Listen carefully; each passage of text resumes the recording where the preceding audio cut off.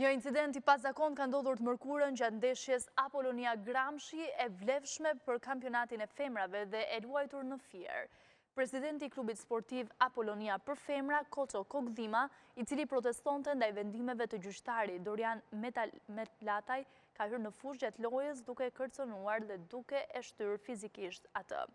Për shkak të situatës dhe tensioneve të krijuara, takimi është ndërprer për 25 minuta për të rinisur më pas. Pas vimit të lojës, takimi ka përfunduar 1-0 në favor të Apollonisë së Fierit.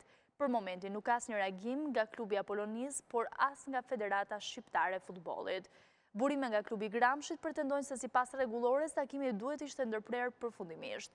Nisur nga këto pretendime, mësohet se specialistët e Komisariatit Policisë Fier referuan materialet në prokurori, ku nisi procedimi penal për ish deputetin Koço Kogdhima.